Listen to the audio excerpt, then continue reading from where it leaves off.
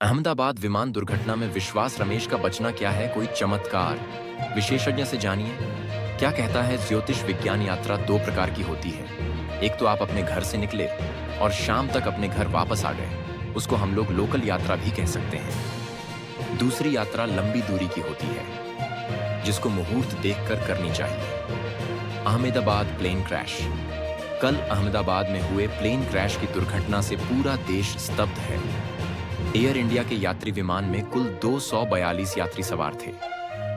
यह flight London के लिए उड़ान भरने के कुछ ही सेकंड में अहमदाबाद के एक रिहायशी इलाके में गिर गई। इसमें सवार 242 लोगों में से 241 लोगों के मारे जाने की पुष्टि एयर इंडिया की तरफ से की गई है।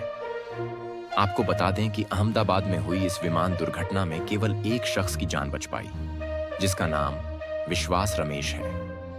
कैसे हुआ हादसा? विमान हादसे में इकलौते बचे विश्वास रमेश ने एसटीवी न्यूज से बता करते हुए बताया कि सब मेरी नजरों के सामने हुआ, लेकिन मुझे खुद नहीं पता कि आखिर कैसे मैं जिंदा बच पाया। थोड़े टाइम के लिए मुझे लगा था कि मैं भी मर जाऊंगा, लेकिन आंख खुली तो मैं जिंदा था।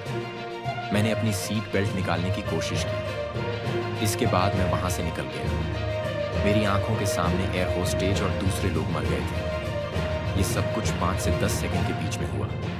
उन्होंने आगे बताया, मैं हॉस्टल पर गिरे विमान के हिस्से में नहीं था, बल्कि जमीन पर था। विमान जब नीचे गिरा और मैंने देखा कि थोड़ा सा स्पेस है, तो मैंने निकलने की कोशिश की और मैं कामयाब रहा।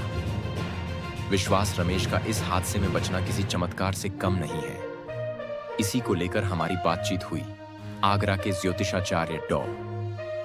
अरविंद मिश्र से कि इतनी बड़ी दुर्घटना में किसी शख्स का बचना क्या कोई करिश्मा हो सकता है। जिसके जवाब में पंडित जी ने कहा कि यात्रा प्रारंभ करने से पूर्व भगवान गणेश का नाम लेकर यात्रा और शुभ वस्तु का सेवन कर और माता पिता का आशीर्वाद लेकर निकलना चाहिए।